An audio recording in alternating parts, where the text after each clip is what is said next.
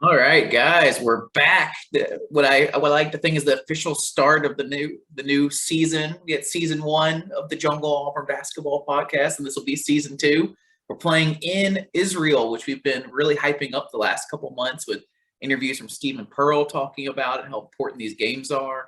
We met with Burgomaster and Coach Pruitt live in New York City. If you haven't checked out that episode, it took us a while to get it up. We were both very busy this summer, but they talk about how important these international trips are, and we're in Israel. And one of my best friends in New York got married recently. He's originally from Australia, but he has converted to Judaism, and I have been able to follow him recently, like over the last 2 years of his like conversion story. And he got married this like about a month ago. Congratulations, Mazel Tov, Amanda and Alex. And I have a yarmulke from the wedding. No other podcast will have a podcast host in a yarmulke, just this one. So you're welcome, folks. Bruce will be really happy to hear that. I saw Coach Burgomaster retweeted our episode, so maybe Bruce will hear about your yarmulke. That's a big deal. I am a fan of the chosen people. I have many good, growing up, not to get too far in the Jewish show, growing up, I didn't know like anyone that was Jewish at all in Alabama. I mean, it's pretty rare, honestly. It's got to be one of the most rare Jewish communities in all of the states or whatever. But man, you live in New York City, you make a lot of good Jewish friends, and they're good people. And it's very interesting to watch Coach Bruce Pearl and the team like learn all about that. And I've learned a lot over the last couple of years. Very interesting place. But we have a game. We don't have to get too deep into all the different parts of Israel and Judaism, but it's a little fun to get festive. We won against the Israeli under-20 team, 117-56. That is a doubling up of the other team. We will have to get into a little bit about how good this other team is. We were looking for a little context, hopefully from the ESPN crew. I mean, they're in person talking to these people. It would have been nice to get a little more context, like trying to show like how similar they are to other college basketball teams or what kind of players they have. But I think ultimately we really just out athletic this other team, and they really you felt a little bad at times for this other team. They were frantic. We were all over them. It was too much for them. Yeah, for those who haven't paid too much attention, this should feel a bit like a stair-step tournament. There's 3 games. They should get a little more difficult as you go, finishing off with the actual national team that will have at least one NBA player that I know of that we'll get to talk about next week. But so this was very much kind of almost like a practice game of sorts. You got to play against another team besides your teammates, which is always good. I think the biggest takeaway for me, not only did we look like we're in great shape, looks like the guys enjoyed playing together. The energy and the effort was just there for a game that was completely meaningless, but they were obviously excited to be on this special trip and on this stage and get to play against somebody else. And it was kind of a physical game. And I think Auburn initiated that. We kind of played Bruce Pearl basketball, and I'm not sure the Israeli under-20 team was ready for it. It was nice that they seemed to take it seriously. Me and Matt both talking about that like for months leading up to this, that all we wanted was this bonus basketball and really get to pretend like these are real games. We didn't, even right before we logged on this podcast, we were debating because this game got so out of hand and so ridiculous. It's kind of hard to break it down in a real basketball game standpoint, but we're going to try because it's fun and it's just really cool in the like most doldrums part of the season for sports to have this bonus basketball. It also coming off of a year where we were so excited that we get this. We don't even have to wait for the F word to get through to get to our basketball team. We have it already and it's fun. And we're going to talk about MVP, even though it's kind of ridiculous, but we're still going to do it. Matt. Well, I was just going to say, let's just all be happy that it's August 2nd and we're watching Auburn basketball. We still get 2 more games. This is such a cool thing. And Bruce has really been pushing, by the way. I've heard, they want to be able, he wants other schools to be able to do this every year. Like you and I have talked, we've talked to some of the coaches about that. Like, this is such a no-brainer thing for student athletes and these kids. So it's really cool. Anyway, lots of balanced scoring, lots of double-digit scores today for Auburn. Everybody scored who played. I'm going to throw out a couple MVP candidates. Our guy Johan, which you can talk about your European. Viva la France! Viva la Johan! Troy! If you don't know, right.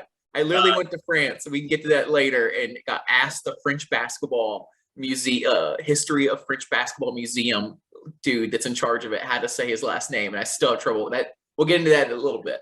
I was going to say, everybody trolled Jackson because he's been in Europe for like over a month. So he's been living the dream out there. But so a couple candidates. I thought Chance Westry looked fantastic. I've been beating the drum of how good I think he's going to be. A lot of people in Auburn Twitter and in the fan base have been. He looks great. I thought Dylan Cardwell, obviously this is a great matchup for him. Double-double, plus 40 in the plus minus. I think he had a huge impact. Janai Broome looked against this competition, at least every bit of the kind of transfer you would want to take that Walker Kessler spot. Who else am I missing? Maybe, well, Johan. Yeah, I said Johan. He had 20 and 12. Is that right? 20 and 8. We're working with a kind of janky box score, just a piece of paper. And I wanted to give a shout out. I said I would do it on Reddit to this guy, Lift Commander or Left Commander. He put up the thread on Reddit today, which I thought was great. There's like a game thread where people are talking about it, which is just so magical. Like 4 or 5 or 6 years ago, I guess it's been almost 8 or 9 years actually now, that Bruce has been the head coach of the Auburn basketball team. And those first couple years, man, I was at halftime of games and stuff, throwing threads up there and just talking to myself on the internet on Reddit, basically going like 20 comments by myself. And now during an international weird game like this, there's like 20, 30, 40 comments on like an internet, like an Israel, like random, not real game like this. And he also provided the box score. So shout out. Shout out to him for sure, because it's hard to find one. It's kind of amazing. You've got ESPN there and everybody, and we can't seem to get a couple things right, which we can talk about later. So I'm going to throw out 4: Johan, Cardwell, Broome, and Westry. Those would be my nominations. I would say that that's a good, like in tiers. I feel like that is the tiers right there. And I think the big difference is you have 3 big guys in there, and man, we just bullied them. And we need to look at percentage of shooting. I was on the Twitter Spaces. There's always Twitter Space after the Twitter. Shout out to the Twitter mob. They're always on top of things. And I kept asking for percentages because it feels like we missed a ton of shots and we just out rebounded them so badly that like the majority of Broome and Cardwell and Johan, everybody was just missing and getting their own rebounds and putting it back in, which I just don't even like. In the real SEC, it's not going to work like that. So I hate to like give them too much credit, Well, we did shoot 52%, which is pretty good. And we did keep in mind, we're playing FIBA rules. We're playing 24-second shot clock. We're playing with a smaller ball. Lots of weird things going on with the way these games are played. So it's August. We're not in season. So let's not be too over the top on we did have issues with the ball for sure. There was a lot of slipping out of hands and things, but man, yeah, there was a lot of like step close up that I really wish they had made. So then like you kind of those tiers, you have the 3 big guys, Johan, Cardwell, and Broome, that just kind of bully balled everything, got every rebound, put everything back up. But then you have a Chance who didn't score as much, but man, was he smooth. Like if we're not talking strictly MVP, we're talking what was the best part of the game, it was Chance Westry, because he looked the part. And it was tough in this game to necessarily look the part because we just were so much more athletic than them. Everybody got their points. We scored 117. So, of course, there's so many double-digit guys, and everybody had a big moment pretty much. But Chance looked like a legit ball player, the guy we wanted, and looked like even like that was another big thing I was looking at was shooting. We didn't really like make a ton of shots. Maybe in the third quarter we started hitting some threes and things. A lot of it was just bully ball down low, getting the ball in after missed shots and things. But Chance was actually out there hitting things, looking smooth, doing kind of moves that come SEC play, I think he's going to continue doing. It's actually be functional. I don't think you can rely on 4 offensive rebounds before we finally get it in, And it's a 1-game sample size, obviously, but fascinated to see how he plays the next couple games and into the season, because it just feels like the game comes to him. He is a willing passer. He's a great defender. He's bigger than you think he would be. Yeah. When you first lay out, he's got that NBA kind of frame, and he just lets the game come to him.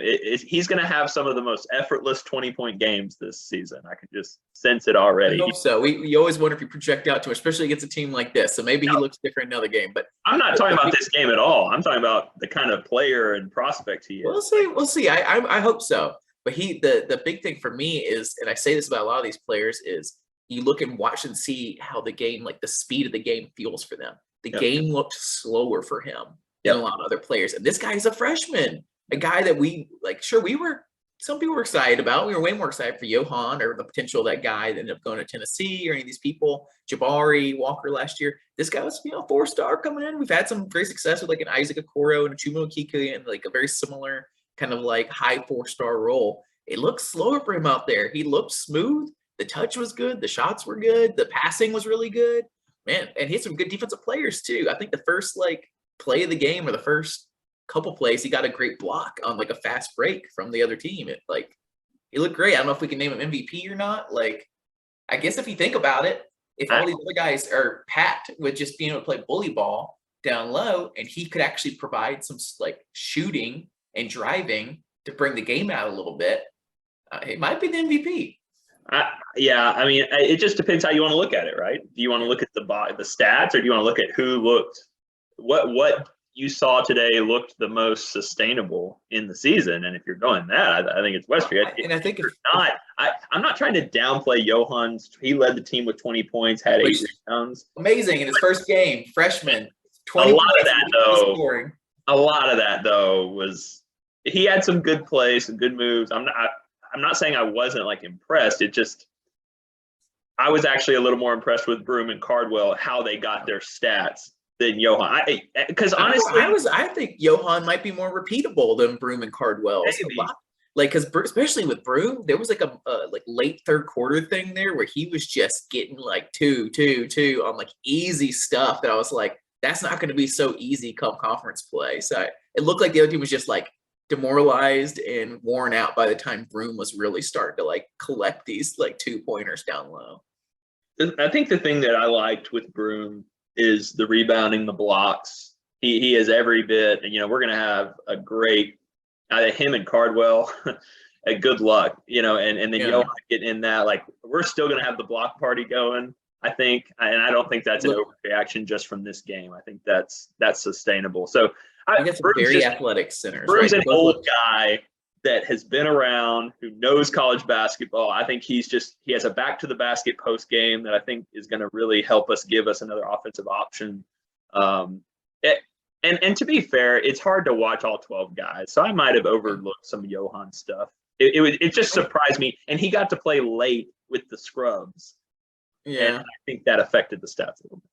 I think we've got to give it a chance just because those other three are so even and just kind of got their points. None of them, other than maybe a great hook shot from Cardwell at one point, which I was very impressed by, the rest of their points really felt like they came from handoffs and not even alleys really, like a lot of rebounds and a lot of like, they didn't create this offense for themselves, which is fine. I think, and that's why I think Johan might have, I feel like Johan's was a little more like he threw some dunks down that Cardwell and Broom didn't, that maybe like I think he might be able to repeat during the season at some point.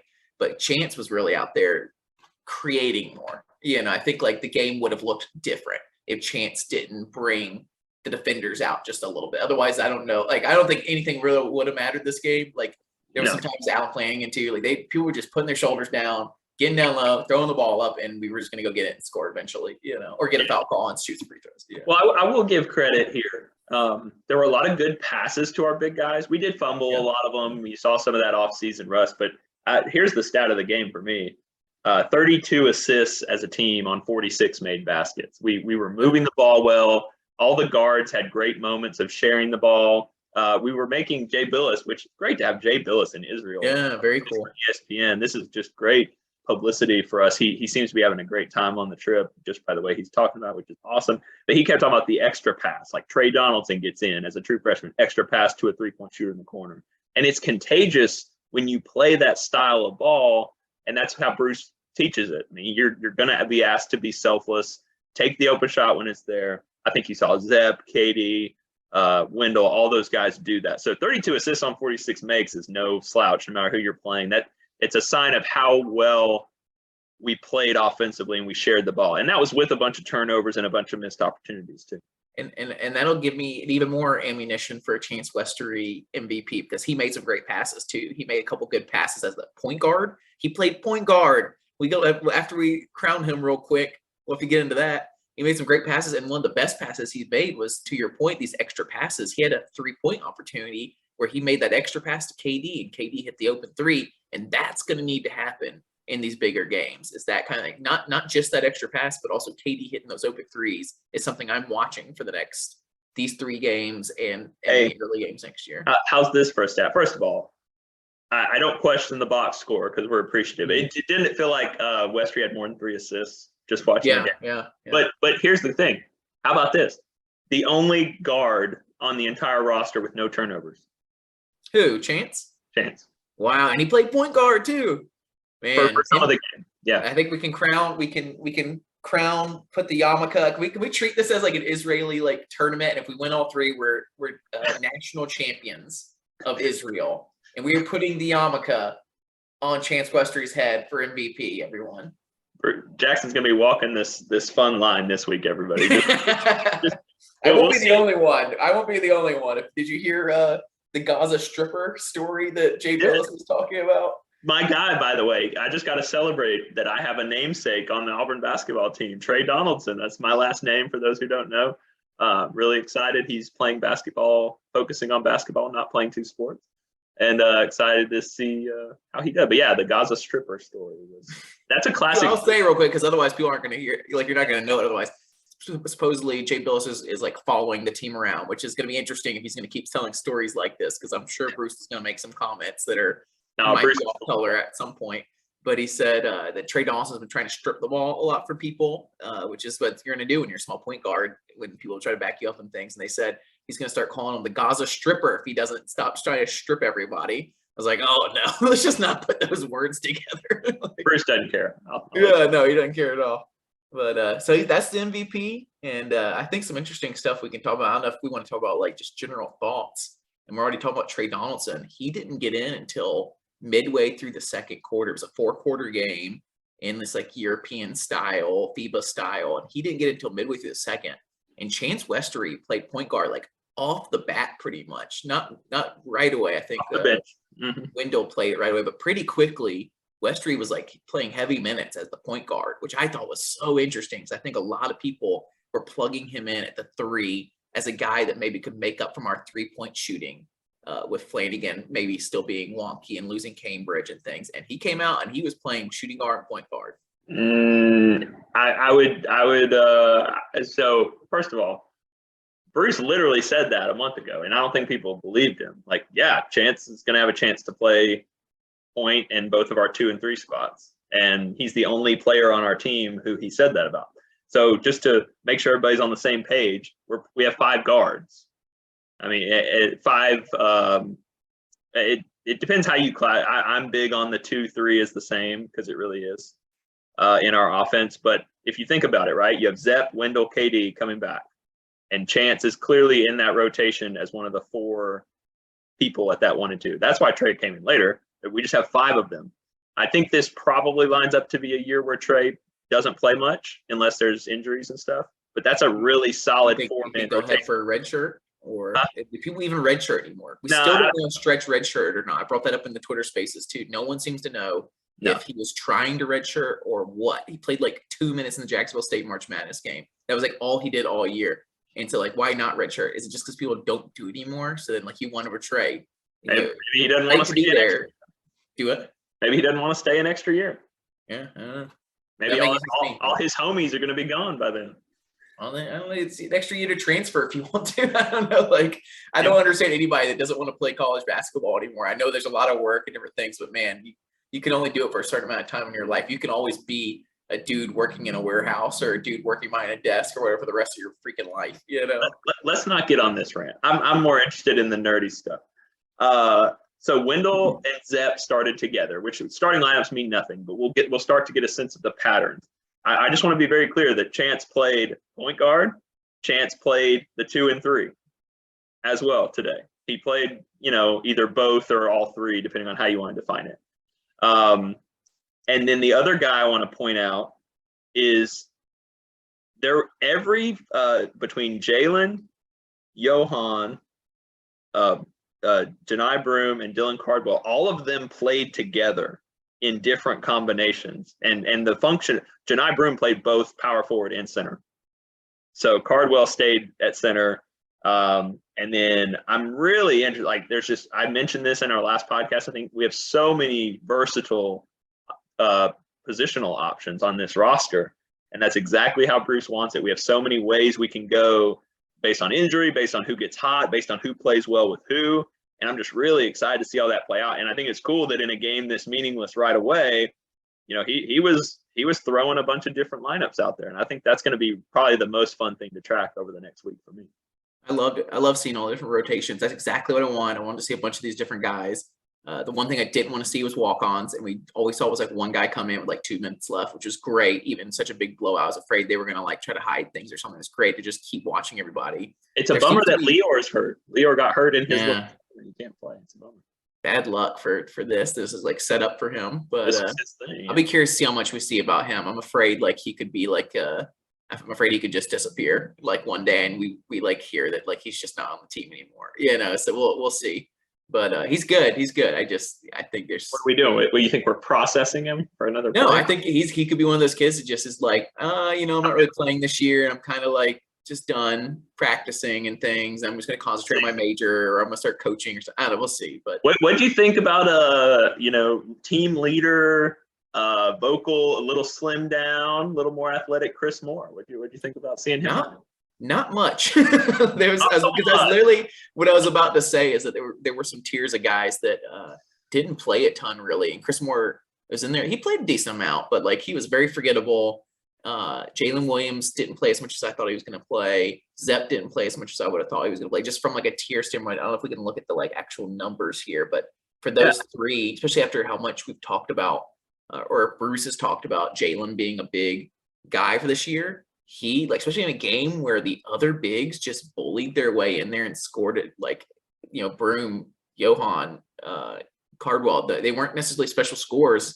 They were just bullying down low. And Jalen was not amongst them, and he should have been, I think, if we want him to be what he wants to be, I'm a big believer in analytics. Jalen had the highest BPS on our team. Walk me through BPS here. I'm not big in it. Can we please have the statistics guy come on at some point? Please ask him to come on and explain to me statistics. I'm an idiot. It's a function of, it's a value point system is what it stands for, VPS. Nerds. It's considered one of the best to assign value to all the parts of basketball that help you win. So I just wanted to point out, I'm not saying Jalen was spectacular.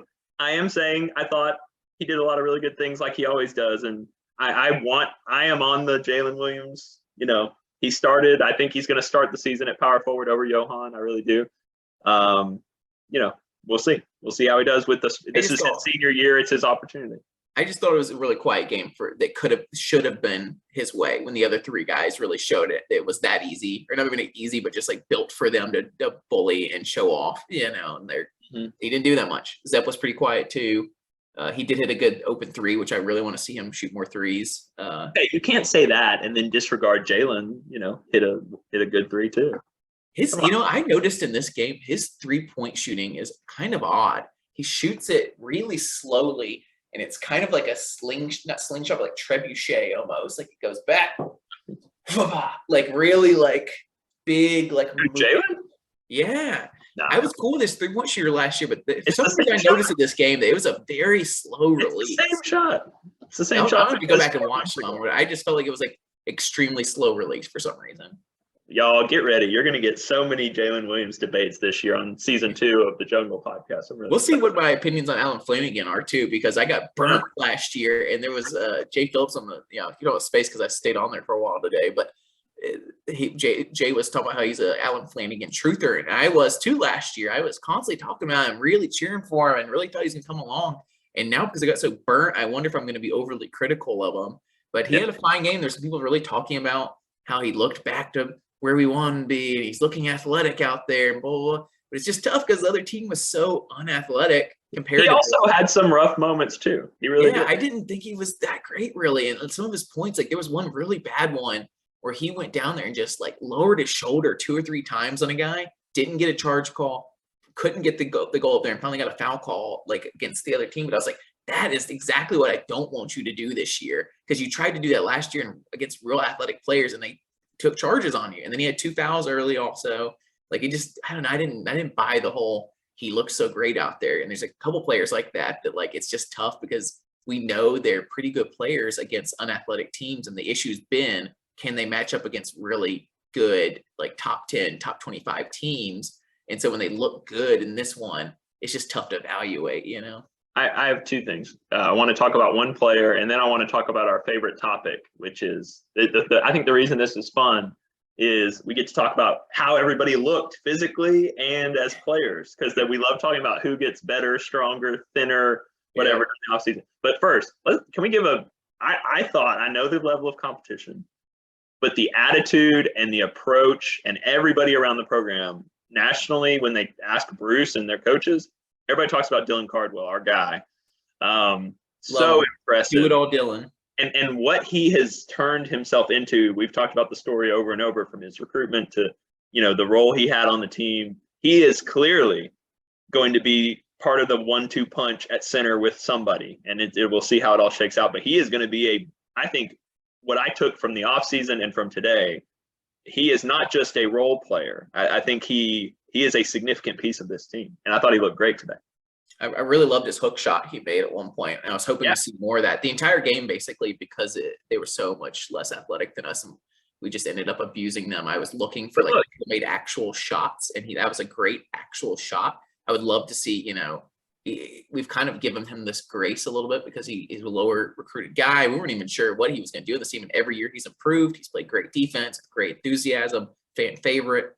I would love to see him shoot the ball once or twice and going into his third season, like from our expectations from his freshman year to now, amazing. Night and day. He's going to be a real player and contributor on this team.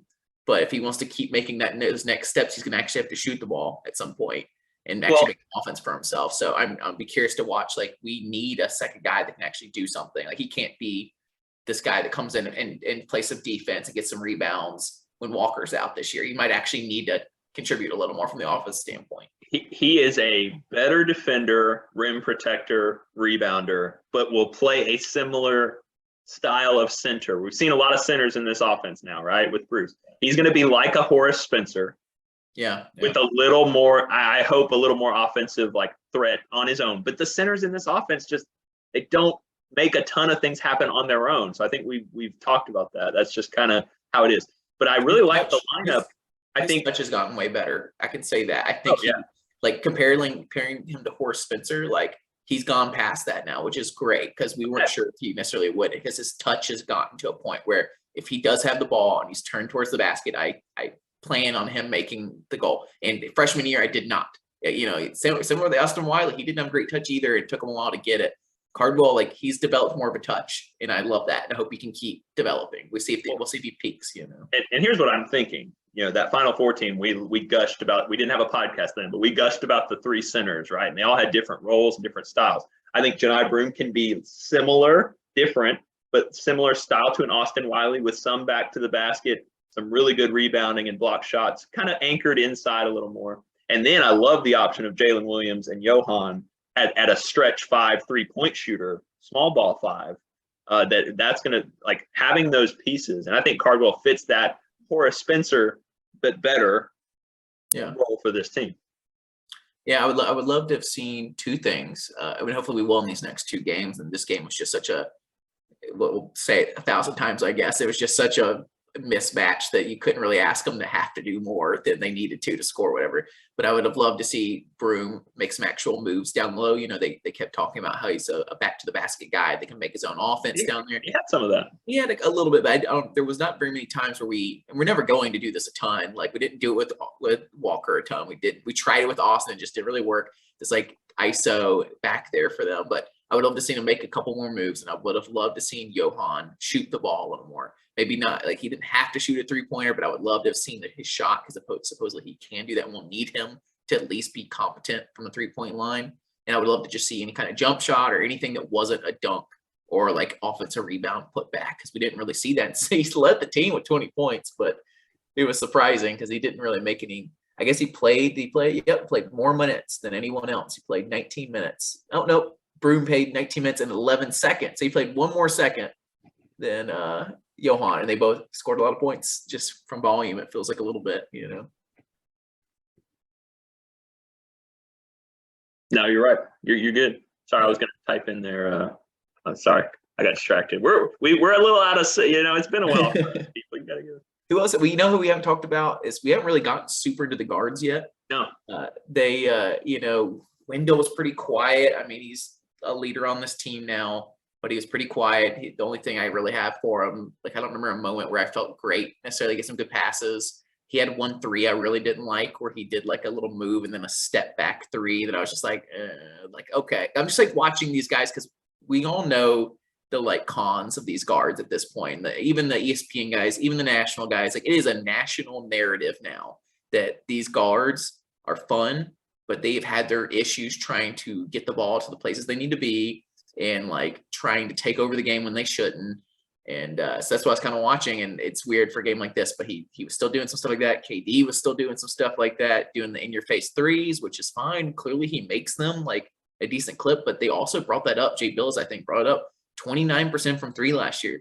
Just not acceptable if you're going to take that many threes. So I'm just watching that. It was good. KD made an open 3. That's what I'm looking for also. Zep was made an open 3, but somewhat quiet. He played 16 minutes compared to Wendell's 18, compared to KD's 18. So he did play less minutes than a lot. Chris Moore played a lot less minutes, 14 minutes. It's one of the lower amounts on here. So let's not analyze the minutes yet. I think that's getting a little too far. But okay, yeah, I got to get to this. I got to make sure we talk about this. So a few nominees for surprising things, and you got to tell me if I'm way off base. Skinny Wendell, that's been an off-season topic. He's slimmed down, he's trimmed. There's shirtless pictures in the pool with Bruce. He did. It's again competition. We won't know. I did sense maybe a little more agility and quickness. Maybe I'm just wanting to see that. That's nominee number 1. Number 2, Zep Jasper looked like a completely different human than it. I think he might be the winner for like, wait, who's that? That's Zep. He looked taller somehow, even though I'm pretty sure he's the same height. He's bigger. He played in an off-ball role. He did not run the point today, at least. He might next game. So I think that's interesting. And then what was the other nominee? I had another good one of a returning player who looked different. Who was it? Matt was roasting me this morning with my request that we were playing. He doesn't know his players. He was there in practice jerseys without last names on the back, which is really frustrating on games like this. They do this in the F word sport too on a practice game where they don't have the names on the back. And it's one of the biggest ones where we really need it because they're going to play deep depth.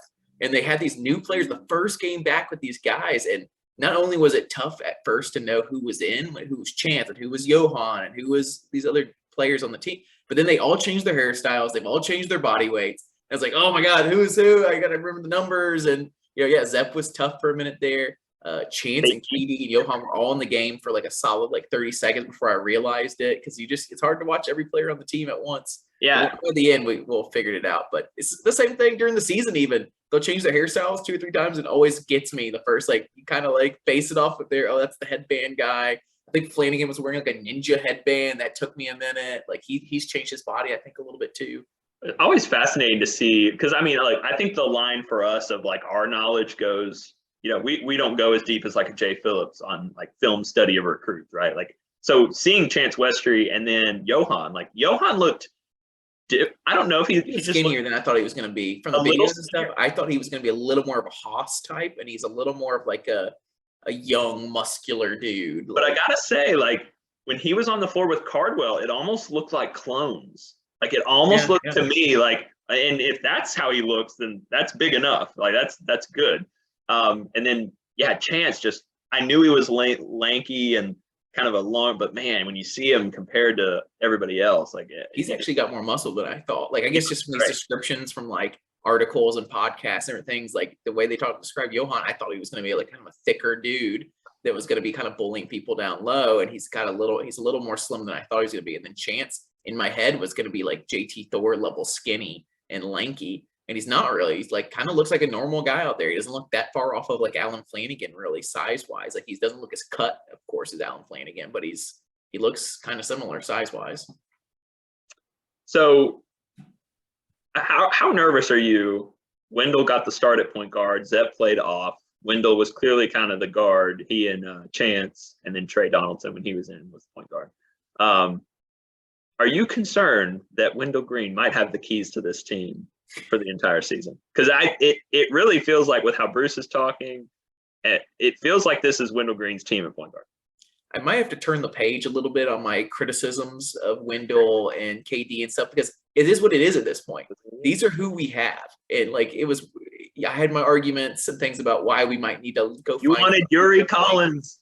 Oh my God. I'm gonna be so sad if Yuri Collins is so great again this year and we like missed out and we like struggle at guard again. I don't know if we really had a chance with him or what. It's strange to me that he went back to St. Louis, but we play him again this year. So if he goes off for 20 assists on us, I'm gonna be upset. But anyways, I think I'm going to turn the page a little bit on these guards and just support them and just say that, like, yeah, if this is who we have at guard, you better hope that Wendell gets it together and that Zepp gets it together. I was hoping we push Zepp a little more, honestly, because I was impressed with Zepp by the end of the year and really thought his offense was better. But somebody else made a good point that if he's the point guard, he can't make those open threes because he's not going to get the pass.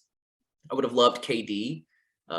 Man, little ball of intensity and energy and speed, but he's little and small and he should be a better dribbler than he is really. And like, he's a pretty great driver, but at his size, you would think like, all right, over this offseason, develop into a point guard a bit. You want to play in the next level or anything? You better be a point guard. And they're not really trusting him with that.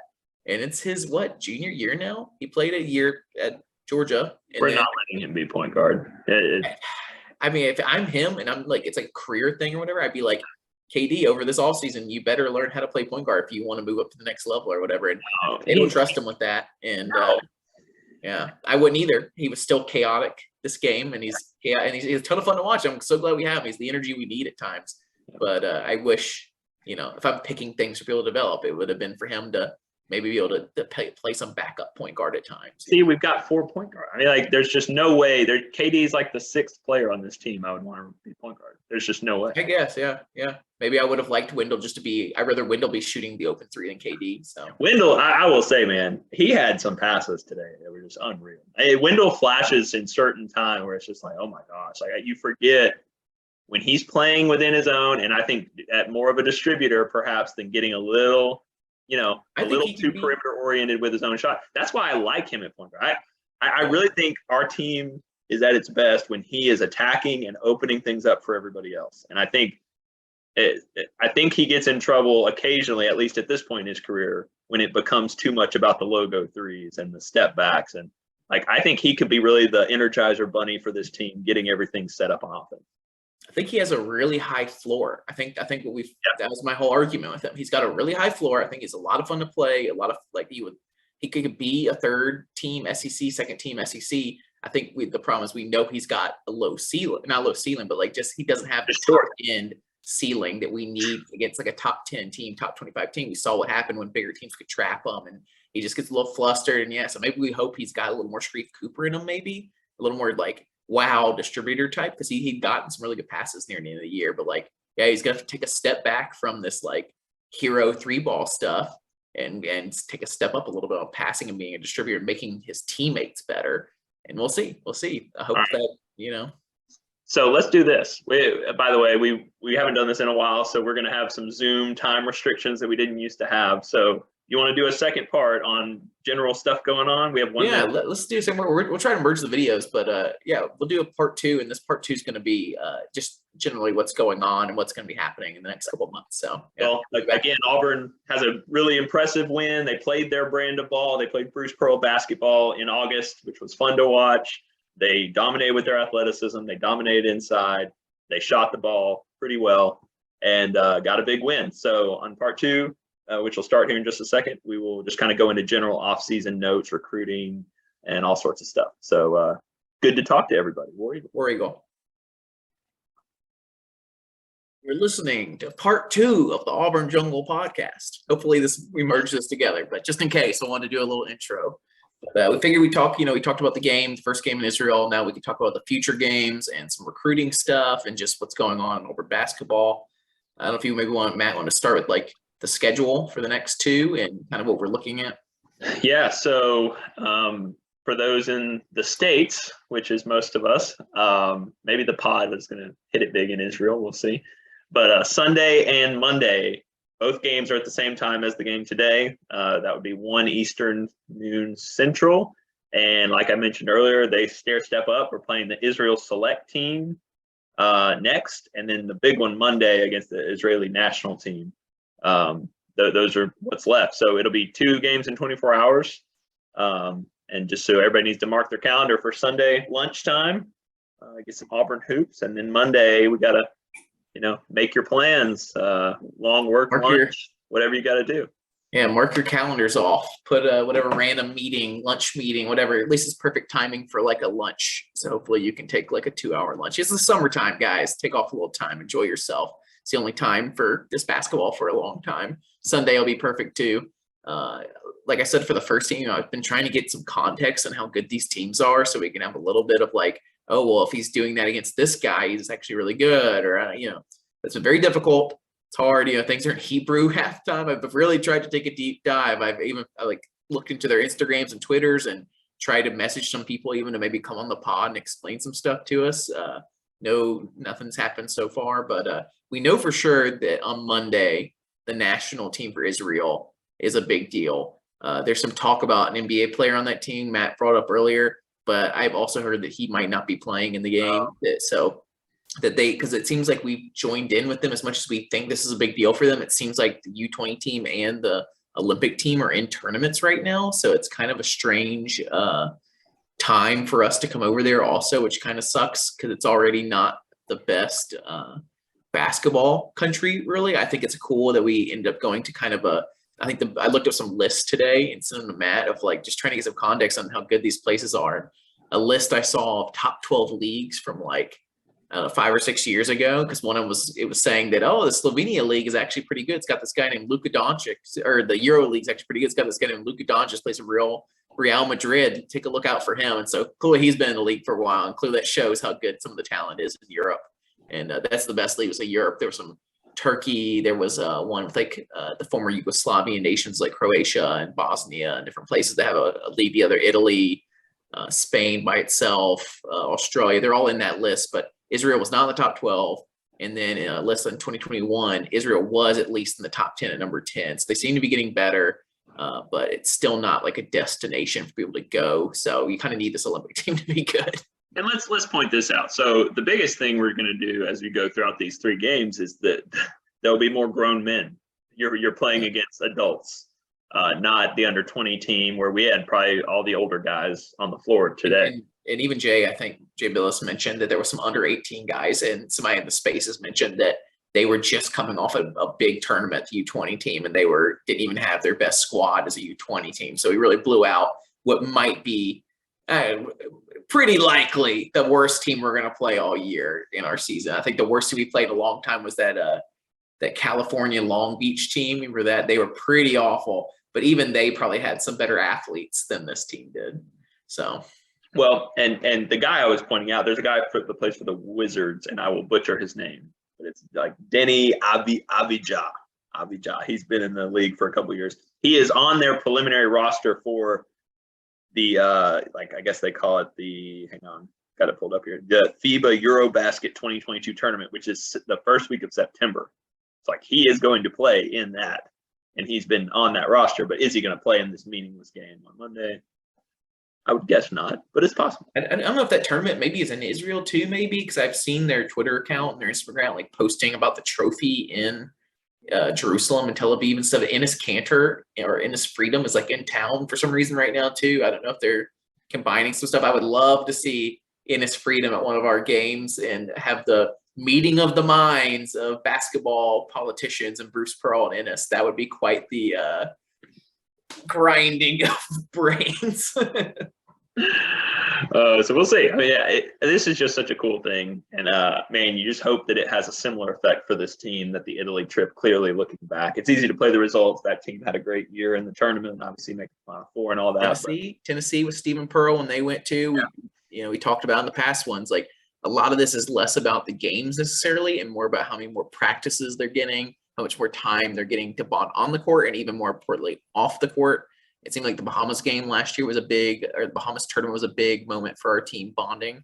So just having these younger guys, different people like being around, doing things, having inside jokes, different stuff. We like talk about the stars and the recruiting and different things. But like sometimes in college basketball, it's about the bonding and the chemistry and like these little things. The momentum is such a huge deal. And college sports. And that's part of the reason we love it. And getting that momentum started early is a big deal. There was a little nugget, and Jay Billis, if you know, he can be a little dry and he just doesn't say a bunch of stuff just to kind of fluff it up. He can come off on broadcast a little opposite of like Homer. He's just like so black and white about everything, which I think is great for a national announcer. But he said something after, and he's spending all this time with Bruce, right? So you would have to think the conversations are shading this a little bit, where he just kind of hinted like this might be one of Bruce's like favorite, like he feels like this group is going to be a lot of fun to coach.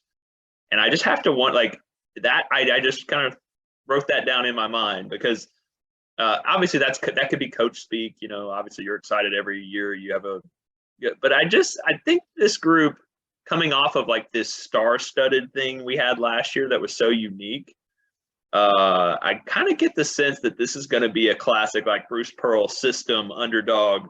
We're going to maximize our talent and our abilities. We're going to play together. We're going to play fast. We're going to play versatilely. We're going to shoot the ball. We're going to, press. You see how much they press today. Obviously, that's part of their install in off season.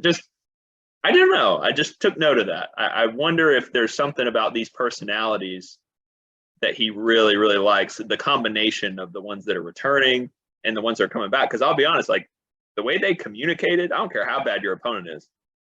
There were like, you could count on one hand the amount of defensive breakdowns Auburn had today.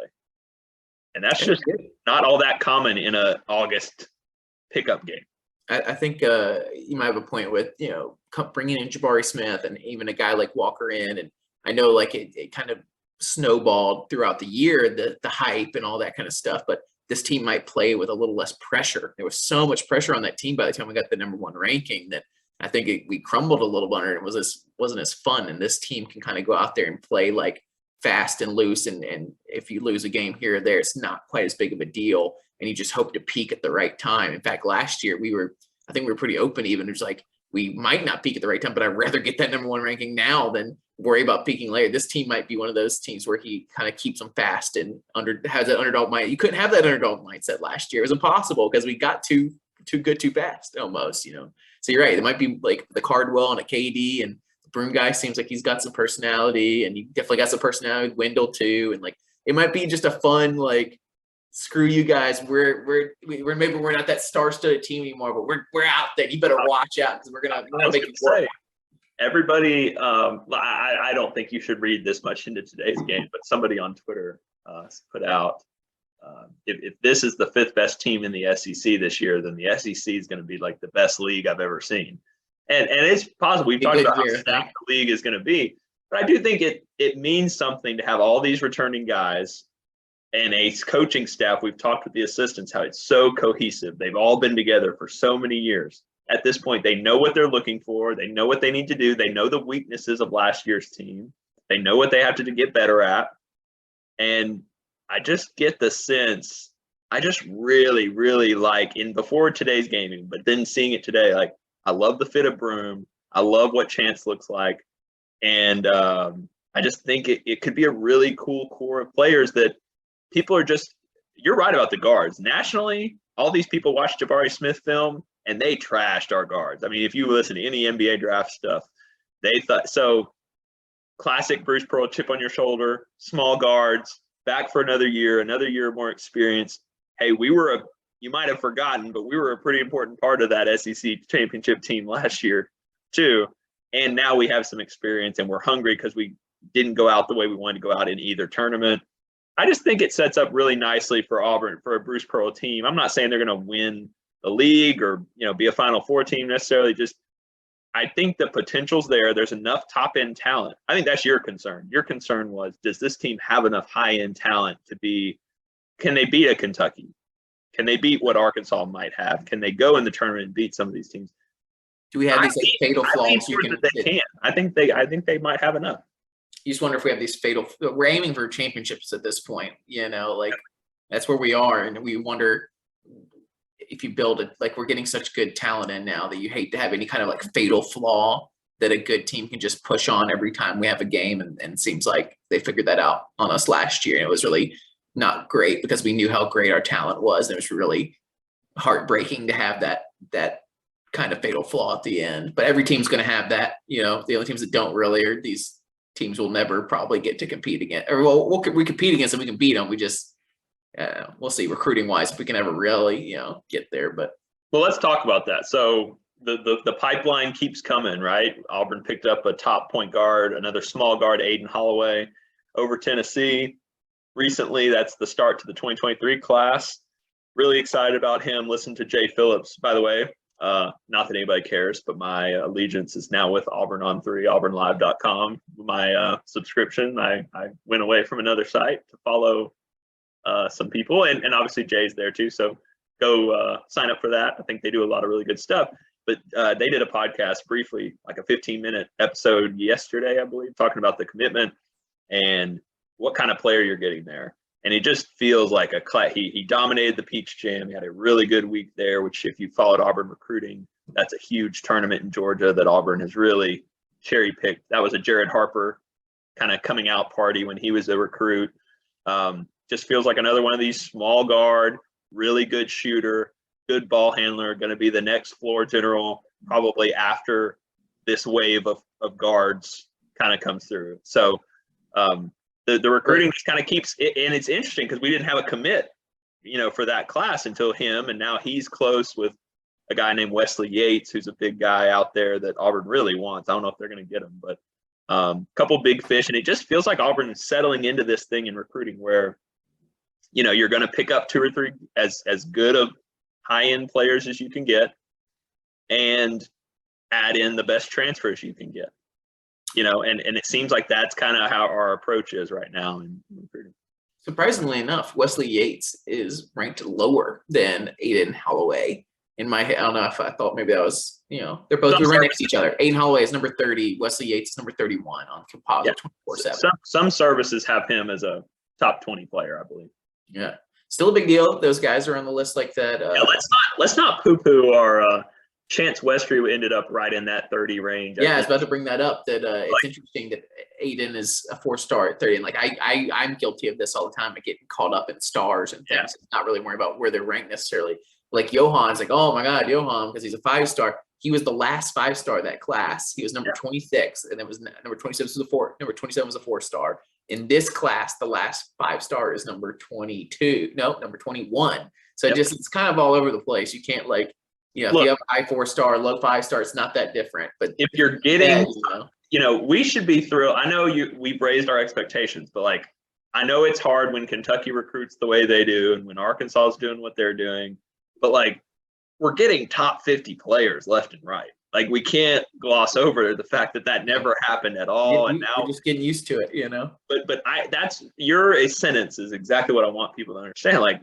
Bruce and this staff's development and eye for talent and the fit for this program, and it's clearly catching on. I mean, guys see it as a unique place to go play basketball. Like a guy like Aiden Holloway could have gone pretty much anywhere, and he liked the track record of what Bruce has done with guards like him and the freedom that they play with. You hear people mention how Bruce is just the coach I want to play for. And let's just not I feel like as a fan base, we did that with Chance Westry. We just completely glossed over the fact that I was going to bring this up earlier, but I meant to bring it up right now is that, this guy, if he committed in January, amongst a bunch of hype, and we were already late in our class or whatever, and there was I don't know who his other guys were on his list or whatever, but if it was Tennessee, I think was on his list, and Tennessee really wants him, and he's going down the wire and it's March or something, we would be going nuts. Oh my goodness, we got to get this guy. We're going to be losers if we don't get this guy. And if we get him, we're going to the national championship. But because he committed in this doldrum of the season early on or whatever, we don't have the same drama, which is great. These players that don't have the drama are way better. And I said the same thing with Julian Phillips, these players that love the drama, they're not our guys. They never are. We rarely win those guys. And you and I know we trust Bruce and this staff. I mean, at this point, they've just proven that they're never going to be outworked. They're always looking ahead. They always have a backup. They seem to always have a plan. Every time we've swung and missed on some big fish, we always end up with really good players. And I think go to Evaluator, man. Super under. Bruce is they tell him a great recruiter. He's a great recruiter because he's a good evaluator. He finds these guys so early and gets them because he found them so early, and they all develop really well usually. we talked about that with what's his name, JD Davison with Alabama. I just have in my heart of hearts believe that if he went to Auburn, he would have been a way better player by the time he ended up leaving, or he would still be here developing. It's annoying. And they've also mastered this thing in this new era where they played the Walker Kessler shocking them and going to North Carolina thing perfectly. They didn't burn bridges. They didn't ghost him. They didn't get, pissy and run away. They were right there a year later because anybody can come. Johan, the way that they or not Johan, Jabari was flirting. Jabari could have gone anywhere. And the way I think Jabari said that, and his dad said that, the way that Auburn, they didn't really negatively recruit. They believed that was the best spot, and it won out in the end. I think Johan, didn't choose Auburn originally, but so I just at this point I think we should all just, there's other sports that you can worry about recruiting and things. This is not one of them. I think Bruce continues to be ahead of the game. I think he's adapting to the times. It's never been harder in the SEC, but that's how Bruce would want it, man. Like he's that grinder. He's a hard worker. It just impresses me. Again, they continue to find these kids that seem to be great fits with what the program's trying to do. The only reason I worry was just because of how fast the ground has been moving in recruiting. They seem to be on top of it, which is amazing. I think we lost out. I think we can all pretty much put the stake in the ground that we lost out on Julian Phillips almost exclusively because of NIL money, which really sucks. But I don't think it's because we weren't ready for it at Auburn. We just didn't. Tennessee's been throwing money around like crazy, and it seems like for the most part we have not gotten into these big bidding battles. We just got into a weird one with Julian Phillips because it was super late in the game, and we thought we had a chance at this 5-star guy that kind of like jumped in out of nowhere. It seems like we have a real plan with all these guys, and we're not getting into these weird we're throwing money at anybody and seeing what happens kind of thing. And I do think we need to be honest. If Julian Phillips is the real deal, and we've seen in basketball, you don't have to make a big contribution in college to be a one and done NBA player, right? So if he goes to Tennessee and has a 12.6 rebounds a year and his raw talent's enough to get him drafted, would he be playing ahead of Chance and Alan Flanagan this year? Like I said, every time I think Bruce, in my heart of hearts of these guys, can take these guys further than any other coach. And it always annoys me when they go somewhere else and I think Memphis had some guys like that and everything. So I'm just like, man, if you actually went to a coach that cared about college basketball and cared about developing people, then you would have done so much better, Maybe. We'll see about some of that stuff. We'll see how the rest of this class develops. My big thing about modern day recruiting now in college basketball, and you wish a guy like Tevin Brown would come instead of just going you hate to see these guys leave early for the NBA and not really make it. And you wonder why in the age of NIL and all this kind of stuff. But it seems the thing you want to do is try to get top 100 players, but not any of these developmental guys. You let these developmental guys go to G5. And every year, there seems to be this thing where usually you used to have these big pressure classes where you need to sign 4 or 5 guys. And the last 2 or 3 years, we keep thinking the next one's going to be that one where we need 4 or 5 guys. And then we fill in with the transfer stuff. So I think that's the strategy now is you get 2, maybe 3 guys from the top 100 to come in with some real high-end talent that might need 1 year of development. And then you fill out the rest of these G5 guys like a Broom that can come in and have already gone through his, issues and stuff, And you mix those with your returning players, which Auburn has such a strong culture right now with the program. You can laugh all you want about Chris Moore, but watch every video that this team puts out with our video crew and ESPN. You go tell me that Chris Moore doesn't matter to this team. I mean, he does. He may not put a ton of points up, but that matters in college. I still believe that matters. If you want to go NBA, Miami is paying the Heat are paying Udonis Haslem a salary, and he's 40-something years old. And it's not if he plays, it's hilarious because it's just he's old and he can't play anymore. But they see value in having a guy there that can, provide some wisdom and he cares about the team. He cares about the team succeeding. It's tough in this days and age too, how you can transfer at any moment and stuff to keep these guys like Chris Moore and stretching them around anyway. So good for us, honestly. Me and Matt argued about this on our end of the season podcast, who we need to let go, at what point in this new AAU style build a team every year kind of thing do you really get aggressive with it? And now that you look back, having a guy that's your 3rd or 4th option at a certain thing be Chris Moore, that's pretty freaking good, especially in the day and age when if he did leave and we couldn't promise the next guy any playing time, we might have ended up with somebody worse. You might end up with a guy a couple years back. Bruce took a weird flyer on Javon Franklin, and he just it wasn't there, and that could have been who it is. And Chris Moore is definitely there more than Javon Franklin was. So you never know. And I personally I like having a full raw. I just like having options. And we played 12 players today that can contribute in a game. I just believe that. And then that's not Cam Leor, who we saw last year can contribute if needed. So we have a full roster of 13 players. And most years you don't need that. You need to have a rotation of 9 or 10 like Bruce likes to play. But we've seen, it takes one or two things happening where you're going to be really grateful to have some of those depth pieces that, like you said, it's hard to keep sometimes. So I like this group. I think, and that seemed to be the takeaway today, just looking at Twitter and talking to people. Like, I think it was people's first glimpse into this group on the floor together. And there's just a lot of likable people that we're familiar with. And then the new guys just seem to blend in seamlessly to this system that I feel like the fan base is just getting more and more used to watching. Great to see on a Tuesday people getting excited for this. I was afraid maybe people would just kind of forget about it or not know it's happening. We were going to see how many people actually listen to this episode and stuff. And I saw other podcasts happening. I've seen people on Twitter. I've seen people on Reddit. It's great, man. Have fun with it. Hopefully Sunday people are going to have not necessarily schedule completely around it, but it's going to be like a lunchtime game. I know a lot of people go to church, go get some lunch and watch the game after with your friends or something. Like, enjoy it, get festive with it, Oh yeah, no, it's great. So, and we start a thing too. I know it's probably already starting on Twitter or wherever. Like, I hope it's a thing. National champions of Israel. If we can win all three of these, we're getting rings, we're getting hats, we're getting shirts. National champs of Israel. But you saw, right, that the people were memeing the official Israel Twitter account, not the basketball, the country Israel. Yeah, I saw that. I love it. I didn't know. I think people were looking which Twitter are we going after? I absolutely love this. People are starting to keep that going. That's going to be a whole cultural thing. But this is our new thing, national champions of Israel, guys. We got to push that one. 2 more to go. Yeah.